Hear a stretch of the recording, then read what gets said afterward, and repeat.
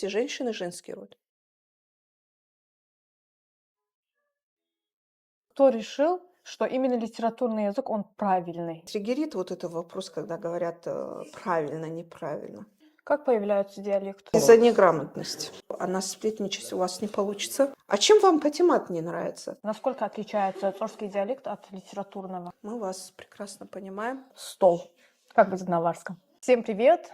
С вами Зарема Лачинова, и сегодня у нас второй выпуск нашего подкаста. Будем обсуждать сегодня аварский язык и сложности преподавания аварского языка с преподавателем аварского языка Мариам Шахпановной. Здравствуйте, Мариам. Здравствуйте. Скажите, пожалуйста, немного о себе. Кто вы, чем вы занимаетесь и откуда вы к нам приехали? Я уже 8 лет живу в Махачкале, родом из Чародинского района населения Игилип. С 2018 года работаю учителем аварского языка. С 2020 года работаю онлайн. Являюсь основателем, а также руководителем онлайн-школы дагестанских языков, в которую входит не только аварский язык, но и несколько других дагестанских языков. Помогаю таким же, как и я, людям, которые находятся на разных уголках не только России, но и всего мира, обрести корни, связь с корнями и помогаю выучить родной язык. Что вас побудило к тому, чтобы вы пришли именно к преподаванию аварского языка? Почему именно аварский язык? Во-первых, это страх потери связи с корнями. Второе, это безмерная любовь к аварскому языку и к своей родине. Получается, муж у меня не аварец, и я столкнулась с тем, что дети говорят не на родном языке, научились в связи с тем, что у нас связующий язык русский был дома. Первое, это был страх, это был где-то даже шок, и для меня это, когда я осознала, что они не знают язык. И я начала искать пути решения этой проблемы. Первое, я приняла решение чаще ездить в село.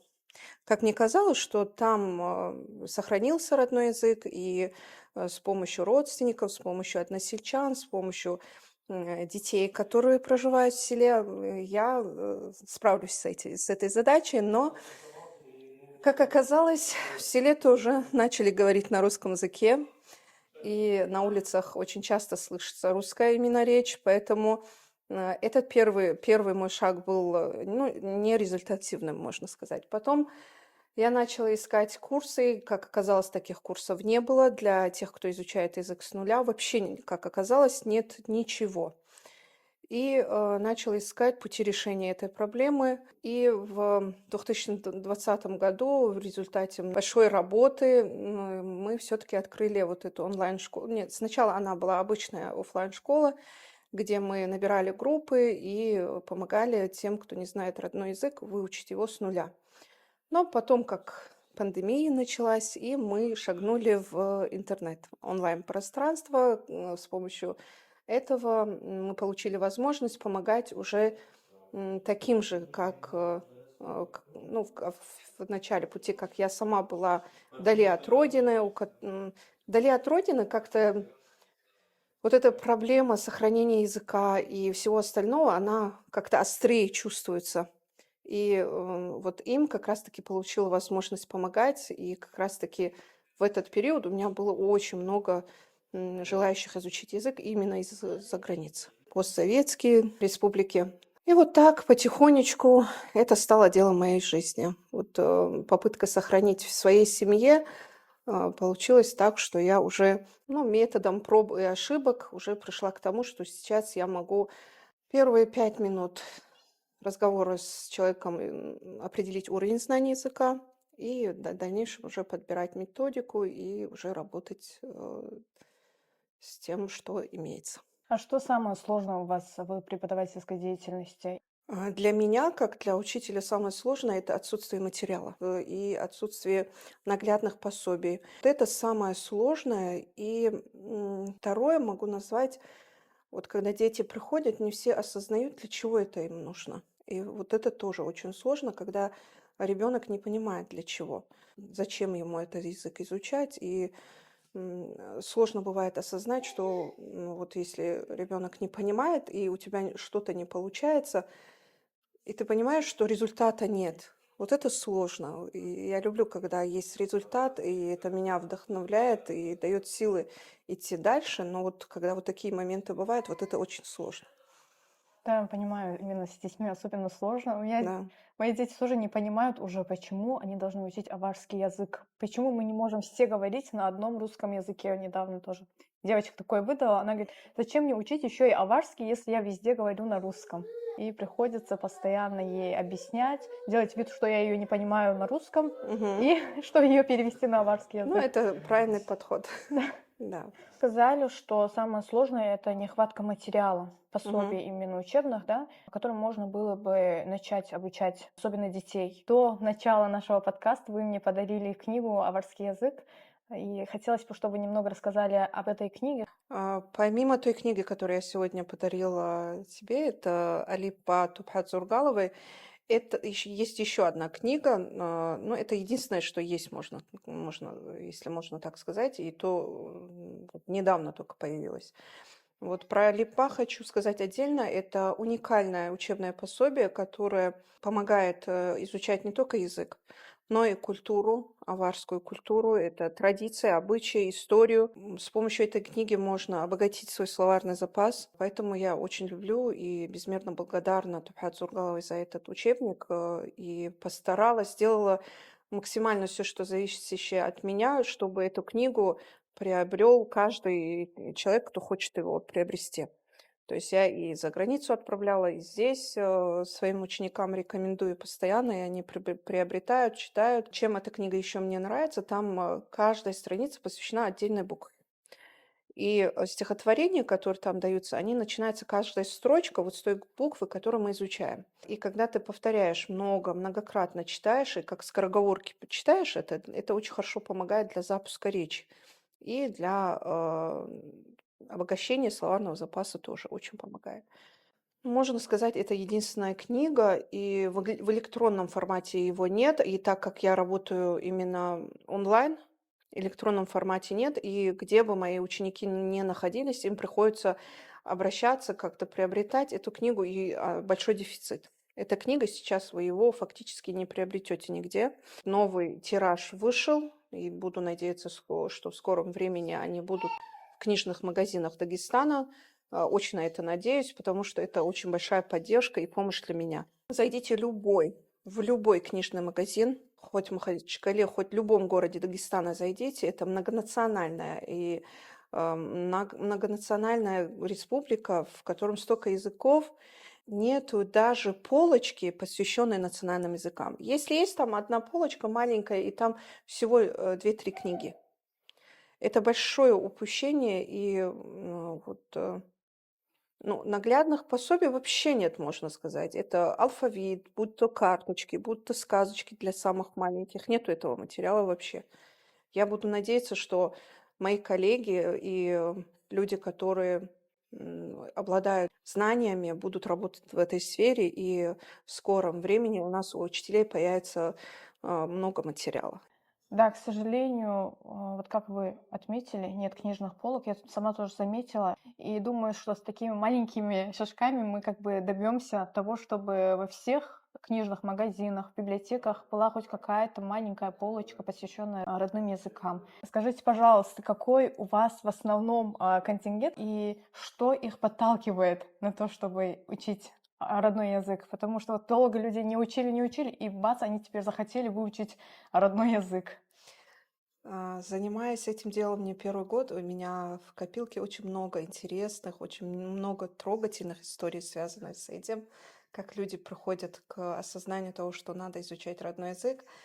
И один из таких ярких моментов, вот буквально недавно это было, уже взрослый человек обратился и записал всю свою семью. Вроде бы, да, говорят, вот зачем нужны эти праздники, это все, вот День народного единства.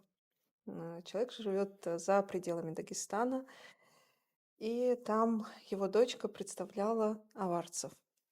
И углубившись в процесс этого мероприятия, когда он сам тоже вник, вот начал искать и понял, что мне, говорит, стало обидно, и Я, говорит, в истерике, говорит, начал искать, искать вот пути решения этой проблемы, и потом, получается, он записался, и вот, то есть это страх, страх потерять корни, связь с корнями. И когда ты осознаешь это, вот основном у меня занимаются люди старше 25 лет. Самому старшему, можно сказать, 47 лет, даже из постарше, да, постарше тоже были бабушки, которые, они, ну, они больше, они знали язык, они просто искали, обучались у меня, чтобы научить своих внуков. Больше всего мне нравится, это вот увеличивается количество молодых людей. Это мне очень нравится, что они сами осознанно приходят, пытаются выучить родной язык. Это очень радует, что есть у молодежи есть интерес. И что они понимают, что сохранить родной язык необходимо. Вот и среди молодых ребят, вот именно спортсменов много. Даже более того скажу, был один парень, он сам русский по национальности, ему было 7 лет, он был на сборах в Дагестане, и тренер у него аварец. Видимо, на схватках они используют аварский язык. Вот кто владеет, они используют его. То есть он хотел понимать своего тренера. Вот такие ученики тоже у меня бывают. То есть очень много таких трогательных историй. И была одна девушка, которая вообще никакого отношения не имеет к аварскому языку, живет очень далеко от Дагестана. У нее подруга аварка, и она хочет с ней, вот для нее сюрприз она готовила. Вот таких моментов очень много бывает. Интересно про Но сюрприз, конечно. основной контингент, я вам скажу, наверное, и не удивлю, это жены, невестки наших брутальных аварцев. Ничего себе.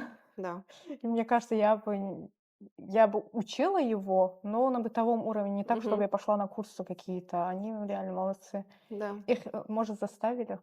Нет, Сами добровольно это, пришли? это видно бывает. Это Да? сразу видно, когда человека заставили. Взрослый человек, ну, у меня не было такого, чтобы взрослого человека заставили, и он пришел изучать язык. Это сразу заметно. А за какое время можно изучить родной язык? Не сложно ли бывает людям, которые вот уже взрослые, в любом случае уже возраст как бы дает о себе знать, Мгм. и немножко сложно бывает во взрослом возрасте как бы изучать какие-то языки, особенно аварский, когда его не Мгм. так часто используют и не так часто можно услышать. Если ты находишься в языковой среде, если ты постоянно практикуешься, в течение года можно научиться на разговорном уровне выучить аварский язык.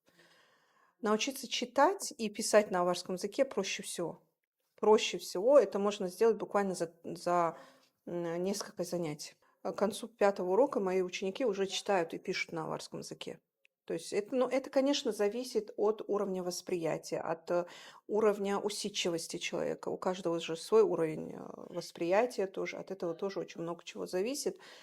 И если человек серьезно относится, вот к концу пятого урока, если он все буквы выучил, то уже он читает и пишет на аварском языке. И сказать, что аварский язык тяжелее какого-то языка, я не могу сказать, потому что, к примеру, человек, который с нуля изучает русский язык, просто определить род — это очень сложно. В аварском языке проще простого. К мужскому и женскому роду относятся только люди. Все мужчины — мужской род, все женщины — женский род.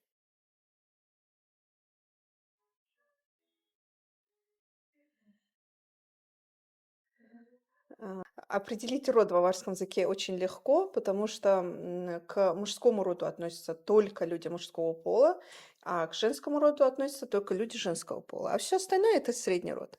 Поэтому определить род очень легко, соответственно, дальше тоже учить язык легче, чем ли тот же самый русский с нуля, если изучать. А вы какому диалекту обучаете? Литературный диалект или есть еще другие, затрагиваете другие диалекты тоже? Это тоже очень популярный вопрос, один из популярных вопросов. И когда с запросом изучить язык ко мне обращаются, они спрашивают, к какому диалекту вы обучаете. Я не обучаю никакому диалекту, только литературный язык, потому что письменность только на литературном языке и знание только литературного языка дают возможность понимать фактически всех аварцев. И если ты знаешь литературный язык, то можно свободно научиться понимать и другие диалекты тоже.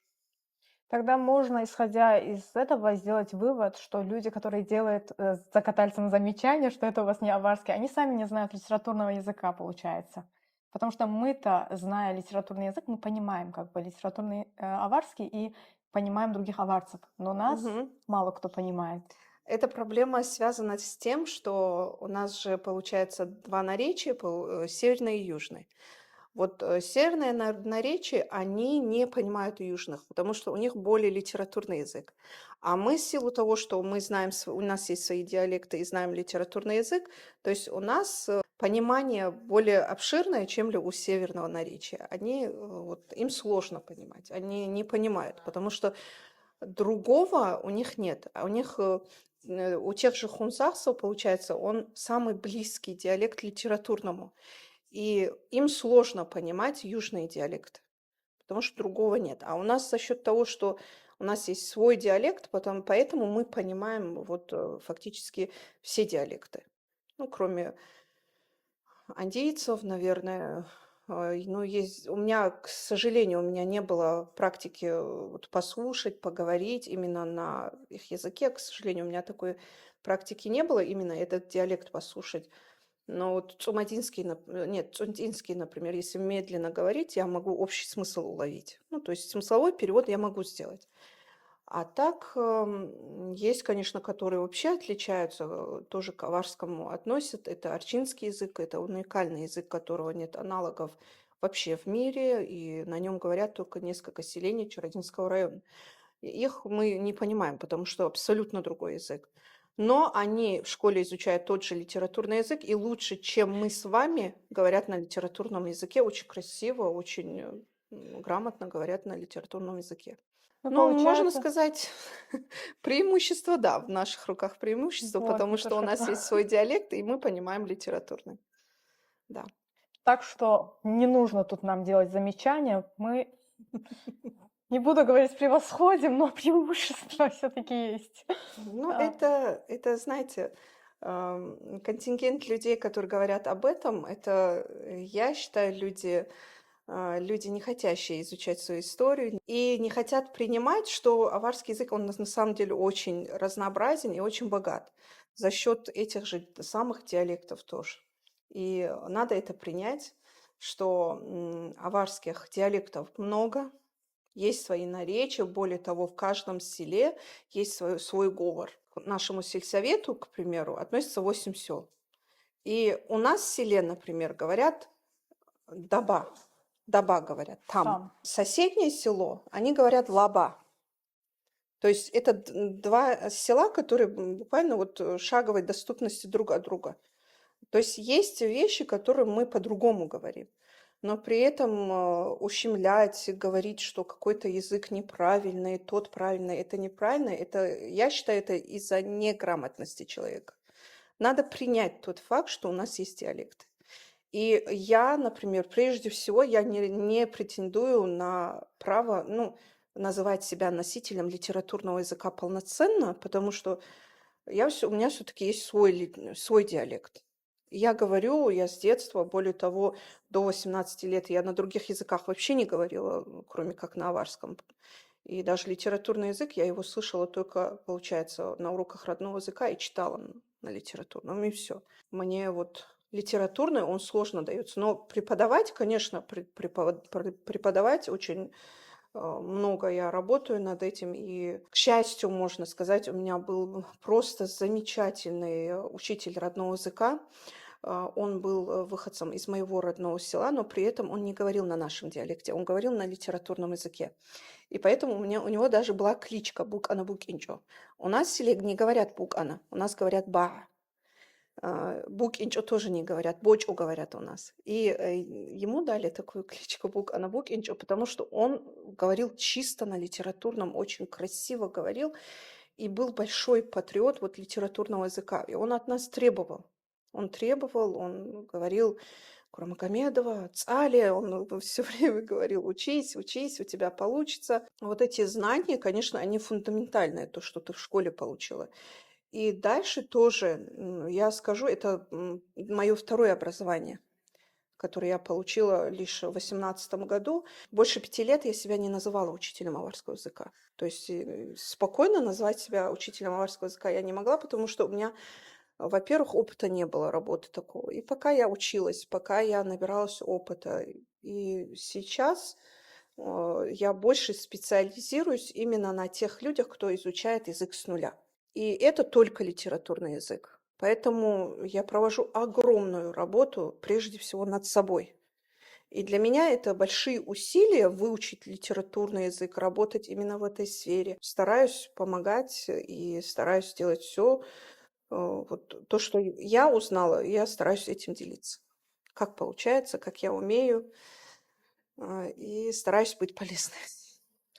Такой вот провокационный вопрос. Мгм. Кто решил, что именно литературный язык, он правильный? И кто решил вообще, что этот вот язык будет правильно, а остальные вот неправильные языки? Это чуть неправильная расстановка вопроса, и те люди, которые говорят об этом, тоже я обратно-таки скажу, больше по необразованности и некомпетентности в этом вопросе, наверное, говорят вот из такого ракурса. Правильный болмац, он литературный язык. Литературный язык есть в каждом языке. Любой язык возьми, в любом языке есть литературный язык.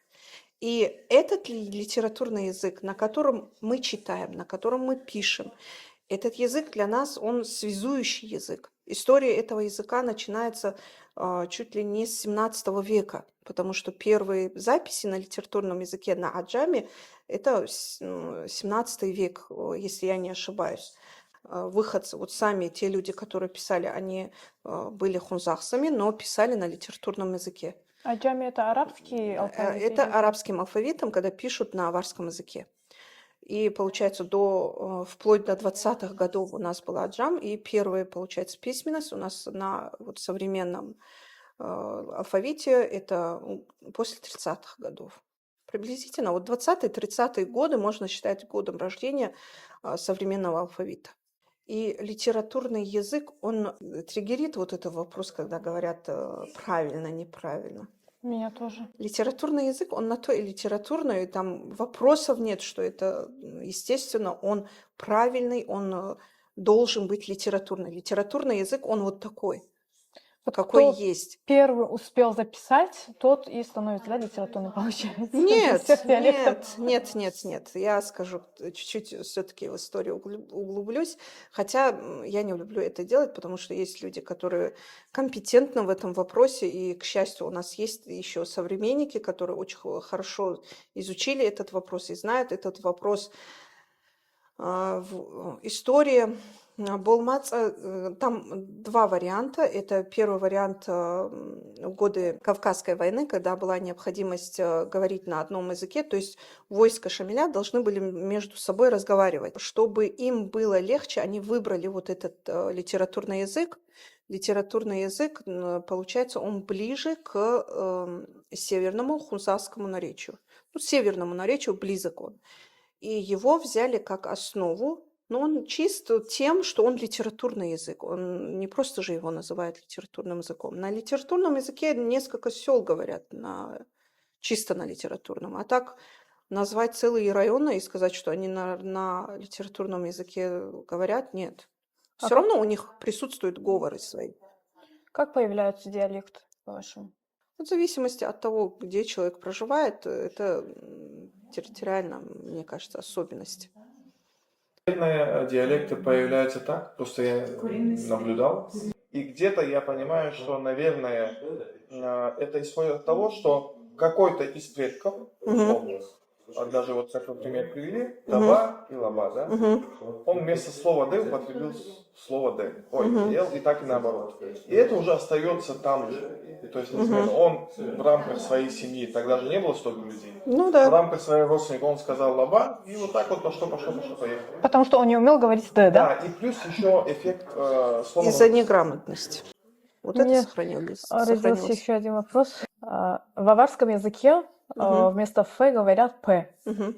Хотелось бы немного услышать про букву «п», Мгм. Как так получилось, что «ф» стали говорить «п», учитывая, что мы писали на аджам, Мгм. и там нет буквы «п», «п». Мгм. Но это особенность, скорее всего, корни этого очень глубоки, и сейчас говорить об этом с той стороны, что люди не умели ни писать, ни читать, и говорили чаще всего, как слышат, так и говорили.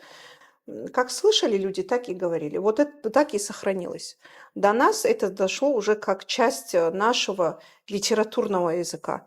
И говорить о том, что это неправильно или правильно, это бессмысленно. Потому что история языка, она очень древняя, и корни очень глубокие. И сейчас вопрос стоит не о том, чтобы о правильности или неправильности. Сейчас вопрос стоит о том, чтобы сохранить то, что мы имеем. Даже не сохранить сейчас. Язык не в том положении, когда его надо сохранять. Язык в том положении, когда его надо спасать. Спасать, потом долго лечить, а потом уже сохранять.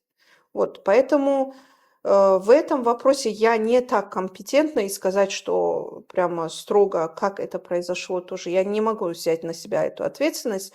Но, скорее всего, я предполагаю, что вот как слышали, так и говорили, поэтому и «ф» превратилась в «п». И сейчас, когда взрослые люди, например, говорят вместо «фп», ну, молодежь это воспринимает, как будто бы они не умеют говорить, поэтому говорят. Нет, это часть аварского языка, это часть нашей лексики, поэтому правильно на аварском языке говорить «п». И даже «кампи» – это «ишкап», «шкап», «ишкап» говорят. Да. К сожалению, даже сейчас говорят как есть, так и говорят вот эти заимствованные слова. К сожалению, говорят как есть. И мне очень режет слух, когда говорят «Фатима». А когда она у нас появилась, Фатима? У нас была Патимат. А чем вам Патимат не нравится? Чем вам порезать не нравится? Чем вам раук не нравится? Это часть нашей культуры, это часть нашего языка. Примите его в конце-то концов. Не знаю. Но это выбор каждого человека называть себя, как они считают нужным. Но при этом говорить, что Патимат неправильно, правильно Фатима, я не согласна с этим.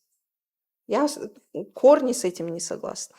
У нас есть «п», и с этим надо Жить. да. Это часть нашего языка, и надо принимать это как часть нашего языка. Как мы принимаем, что у нас есть огромное количество диалектов, говоров, диалектов, это тоже надо принимать. Точно так же, как в аварской лексике нет мягкого знака. В исконно аварской лексике нет мягкого знака. Но при этом, когда говорят «эбель», слышится, правильно же? Но не пишется, потому что это смягчается, и исконно аварской лексике. Я опять спрашиваю, а почему в алфавите есть? В алфавите есть, потому что у нас есть заимствованные слова. И по правилам русского языка и мягкий знак пишется, и буква «ф» пишется. Пишется вот как по правилам есть. Но говорят, это вот как на аварском «п». Вот это уже правильно, если о правильности и неправильности говорить. Я, допустим, замечала, может, я не знаю этих слов на аварском языке, но есть такие слова, которые я нигде не могу найти на аварском. Допустим, стол. Как будет на аварском? Ох, это один из самых популярных вопросов. У меня несколько рилсов посвящено этому вопросу. Второй по популярности это получается как будет 0, а первое это стол. Скажу так, в аварской, исконно аварской лексике нет такого слова, которое переводится как стол. Потому что они ели на полу? Вот.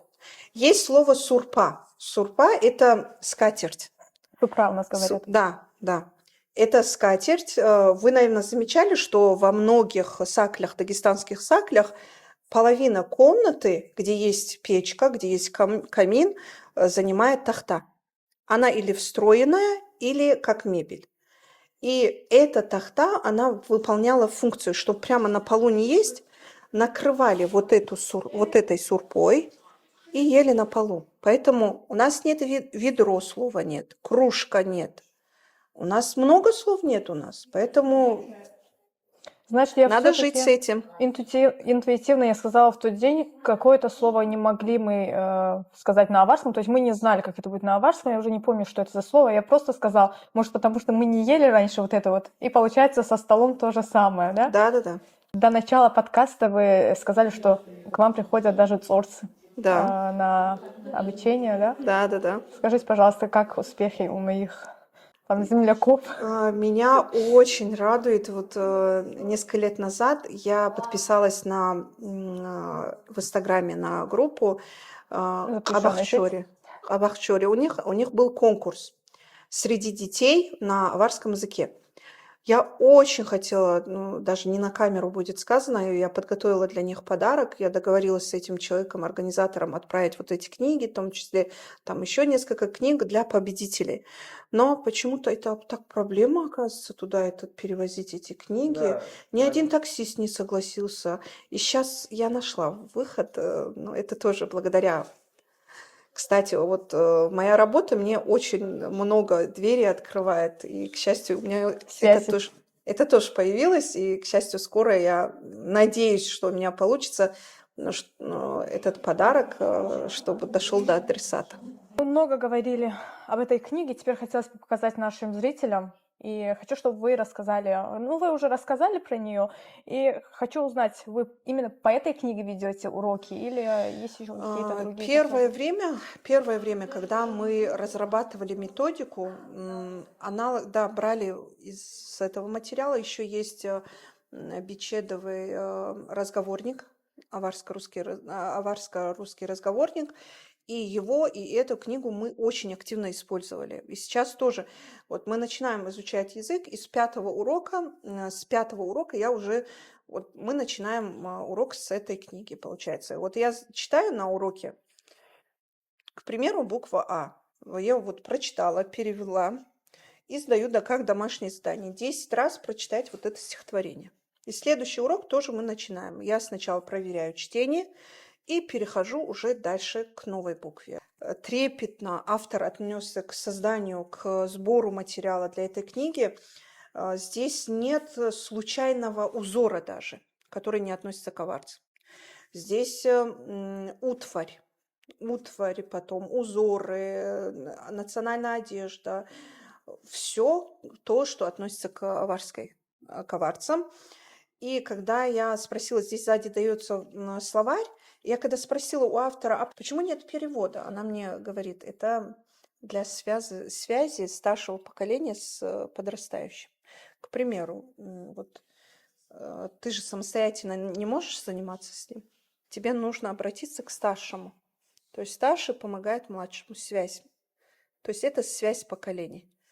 То есть старший помогает младшему и изучает язык с помощью этой книги. Кстати, в этой книге есть скороговорка, которая даст фору этим лягушкам 8888. Я очень часто об этом и говорю, потому что это звучит намного интереснее. Ну, например, когда не аварцы узнают, что мы аварцы, сразу. Давайте вот как будет. Да. 8888 лягушек. А тут получается такая версия. Қорқбозу концерт бугу қасумилезу қодноб, қурқур абураб кучол қогу куплет ахана. Қойл балиб цад бугу қулаги аскоб бугу қасумилел қасиги қорқбуз сверун кунругу. А когда про 8888 лягушек, там у нас две буквы. Когда мы говорим цифры, митль азаралда, митль нусиелда, ункоилда, митльку, там у нас присутствует буква К с мягким знаком. А когда мы говорим тлода, горд, куадулебугу, там уже вторая буква К с твердым знаком. И это путает даже тех людей, которые приходят изучать язык, они думают, там один звук. Нет, там два, получается, две буквы. Это К с мягким знаком и К с твердым знаком. А в этой версии здесь только буква К. Для тех, кто хочет более углубленно изучить язык, очень хорошую лексику получите, и практику тоже получите с помощью, даже вот касаемо истории, например, на букву И здесь есть стихотворение. Имам Шамиль Шивали Ибрахими Датала, Исана Ахуль Гухте, Инсуца Авачана. Небольшая такая историческая ремарка получается в плане, кто такой имам Шамиль? рассказала небольшую историю про имама Шамиля. Ахюльго, тоже история Ахюльго. Вот таким образом здесь не только язык можно, но и культуру. Насколько отличается цорский диалект от литературного? Есть ли сильные отличия? Южный и северные диалекты очень сильно отличаются друг от друга, поэтому, да, есть эта проблема, когда северные, они не понимают, вот кто литературно, ближе к литературному, они не понимают южные диалекты. У нас такой проблемы нет, мы вас прекрасно понимаем, так что о нас сплетничать у вас не получится. Мы вас прекрасно понимаем. Да, посплетничать не получится, обсуждать хейтеров тоже не получится. Хейтеры — это двигатели Прогресса. да, потому что они, как никто другой, указывают на наши минусы, которые есть. И если грамотно подходить к этому вопросу, мы больше работаем над этими, можно сказать, пробелами. И получается, мы сами растем. Поэтому Да. это двигатель, получается, и где-то стимул дает, где-то... Вот если обратиться к хейтерам, я вам рекомендую углубленно изучать историю языка и принимать тот факт, что у нас существует очень много диалектов. И говорить, что это не аварский язык, я считаю, как минимум, это глупо. Наше счастье, что у нас есть литературный язык, благодаря которому мы можем понимать всех аварцев. Если вы видите какие-то погрешности, если вы видите какие-то пробелы в нашей работе, как в моей, так и Заремы, и многих других людей, которые языковых активистов, если можно так сказать, то сделайте сами. Да, Да, научите нас. сейчас есть очень много возможностей, не то чтобы, не только нас, сейчас нам вместе надо сплотиться и спасать язык. Не разделяться, не обзывать друг друга, не делить на правильных, неправильных, вместе, дружно, точно так же, как предки через столько лишений, войн, столько горя перенесли и довели до нас этот родной наш язык. Давайте вместе сохранять его, делать все, что от нас зависит, вместо того, чтобы клеймить кого-то правильностью или неправильностью, давайте помогать друг другу, соплеменнику выучить родной язык и сохранить его. Мне интересно, у вас есть такое любимое выражение или слово, которое звучит только на аварском и не переводится на другой язык? На самом деле таких фраз очень много, которые абсолютно смысл... Вообще в аварском языке нельзя делать прямой перевод. Прямой перевод, полностью смысл теряется. Очень много таких фраз. И отдельно как-то выделить даже не могу. К примеру, есть такое слово, как «каид садакель». «Каид садакель» — это люди, чтобы объяснить перевод этого слова, мне надо целую историю рассказать. Или там «лалт ами». «Лалт ами» тоже процесс молотьбы, тоже мне надо целый этот процесс рассказать, чтобы объяснить, что это такое. Мне кажется, это в любом языке есть такие моменты, которые полностью смысл теряется, когда переводишь на русский язык. И даже вот когда ты здесь переводишь, вот вроде бы все ясно, все понятно, очень красиво, автор нашел самые такие подходящие слова, а пытаешься перевести его, бессмыслица получается. И я все-таки не переводчик, я даже лингвистом себя не могу назвать, потому что я учитель, я простой учитель, который делится тем, что знает, и просто пытаюсь быть полезным. Спасибо большое за вашу беседу. Спасибо, что приняли мое предложение, не отвергли. Это было очень важно для меня говорить о родном языке, донести до наших зрителей, что все-таки нужно беречь свой язык, и нет такого, что какой-то диалект правильный, неправильный. Постоянно слышу, что вот мы не аварцы. Это очень обидно. Не нужно нас так называть, мы тоже аварцы, мы бережем то, что до нас довели наши предки, и будем беречь именно этот диалект. Конечно, параллельно будем стараться учить и литературный язык, но то, что мы говорим на своем родном диалекте, не означает, что мы не понимаем литературный язык. Мы читаем на литературном, пишем, мы знаем свой алфавит. Я лично знаю аварский алфавит, но это не что какое-то большое дело, это мы должны как бы, да, априори знать. Но есть и те, которые не знают, но пытаются что-то изучить. Это уже самое главное. Зато вы нас не понимаете.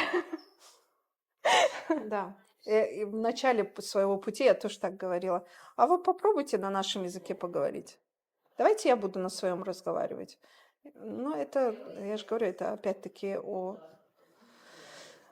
воспитанности и более глубокие вопросы. Поэтому, У меня есть один вопрос. да. Какой язык наиболее приближенный к аварскому языку по фонетике, лексике, синтаксису? Хунзарский более приближенный. Другие языки. Другие языки, я вам скажу, вот все горные языки, мне кажется, когда-то все-таки корень языка был один. Да. Я к этому и вел. Потому что вот я снимала вот несколько лет назад, в этом году я это почему-то не делаю, я искала вот таких же языковых активистов, которые тоже на своем родном языке, у меня же там помимо аварского еще несколько языков, и я проводила с ними тоже вот такие, если можно современным языком сказать, подкасты, да, вот с ними тоже интервью брала и совместные ролики снимала. И убедилась в том, что у нас очень много общих слов, очень много. И ближе всего, мне кажется, лакский язык. Он ближе всего к аварскому. А мне казалось, наоборот, он вообще не похож. Нет. Там даже предложение. Мне кажется, вот это мое личное мнение. Я его не говорю, что это прям так, но мне, по моему ощущению, лакский язык, он самый близкий к аварскому языку. И если мы поставим лакца, даргинца, аварца, лезгина в ряд, они на лицо абсолютно одинаковые. То есть это одна, так сказать, как это там, гаплогруппа, да, не особо силен. И мне кажется, что это, как вы правильно понимаете, что все равно происхождение языка, когда-то мы все говорили на одном. Сняли еще одно Произошло какое-то разделение. Два брата решили, что-то не поделили, там какую-то корову. И они отделили, чтобы там друг друга не понимать, они решили какие-то слова поменять. Ну, то есть это чаще всего так происходит. Мне тоже кажется, что даже это в так легенде нашего села, вот если взять в рамках нашего села, у нас есть вот, ну, это может быть и легенда, ну, история вот с детства, то, что нам рассказывают, две стороны реки. С этой стороны были грузины, с этой стороны были аварцы, они между собой враждовали. Одни были христиане, другие были мусульмане. И они враждовали между собой. У нас там есть смотровая башня, она на скале. И с этой скалы, вот скалы внутри есть туннель, который приводит к реке. И, ну, что доказывает вот этот момент, что, да, связь, что, чтобы достать воду, они вот сделали этот туннель к воде. Раньше же у нас, получается, до арабского был и грузинский алфавит был, и армянский, и персидский даже был.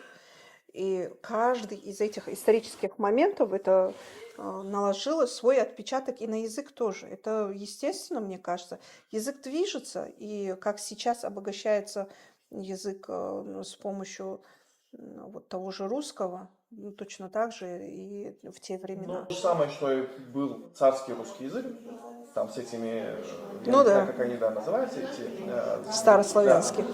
Да. То есть это старорусский, да, такой старославянский язык. Сейчас от него ничего не осталось. И я уверен, что 200-300 лет назад аварский язык то же самое. Он был абсолютно другим. С приходом, допустим, там, Османской империи, там, Персидской империи, с Российской империи этот язык меняется. И мы не знаем в будущем, что будет. Через 100 лет, возможно, этот язык не останется в таком виде, на каком мы сейчас разговариваем. И даже тот же азербайджанский язык, там, которым мы владеем, он тоже видоизменялся очень много раз. Потому что... Вы даже, я вам больше того скажу, это даже на камеру можно сказать, с больше уважением надо относиться к людям, которые находятся вдали от родины, от исторической родины, если можно так сказать. И несмотря на то, что вокруг абсолютно другой язык, вокруг столько факторов, которые влияют на исчезновение языка, им удается сохранить его. Удается в первозданном, в том виде, который он до них дошел, вот в таком виде его сохранить. Это, я считаю, надо стоя аплодировать и тем же аварцам, которые проживают в Турции, которые замечательно говорят на аварском языке. Они сохранили как раз литературный язык. Там знать просто, да, если тем языком сказать, вот те люди, которые обладали, они умели писать, читать, вот это люди там сохранили вот этот литературный язык тоже. Даже не дело даже не в литературности языка, вообще то, что им удалось несмотря вот на те условия, в которых они жили, вот им удалось сохранить. Вот сейчас говорят, в школах нет, а у них тоже нет. У них тоже, кстати, нет этого, но тем не менее им вот сколько поколений им удается этот аварский язык сохранить. Поэтому называть человека только чисто территориально, что он проживает не в Дагестане, называть его не аварцем, я считаю, это признак невоспитанности и глупости. То есть просто здесь вот есть момент, я-то с этим не сталкивался, на самом деле. Ну да, там кто-то говорил бы, там, парниковые аварцы, это больше шутка, нежели, наверное, я это серьезно не воспринимаю. Извиняюсь, что перебиваю, парниковые аварцы – это, наоборот, те, которые вот здесь живут, на равнине, и между собой язык вот так испортили, но не вы. Ну почему нас называют? Нас называют очень много. У нас в селе есть целый квартал, который называется, я не знаю, вот почему обижаются, но вот когда называют Падара, вот у нас есть квартал, который называется Падар-Уба у нас в селе. Потому что выходцы – это люди, которые жили, получается, и летнее время, получается, и в Азербайджане, и оттуда приезжали. Вот, в частности, мой дядя, например, двоюродный дядя, вот они вместе с семьей уехали, они в совершенстве говорили и на азербайджанском. Это человек, который очень талантливый человек, может, то есть он языки настолько хорошо знает, что может сочинить стихотворение.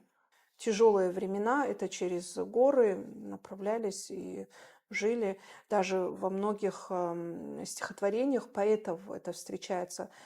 Есть один поэт, он говорит, когда я, говорит, увидел земли Азербайджана, то есть когда, говорит, эту границу, ну как бы границу перешли, я, говорит, когда посмотрел, я подумал, говорит, здесь уж точно люди плохо не живут. Вот с такой землей, вот с такой природой люди не могут плохо жить. А потом, говорит, я убедился, что бедному человеку везде тяжело.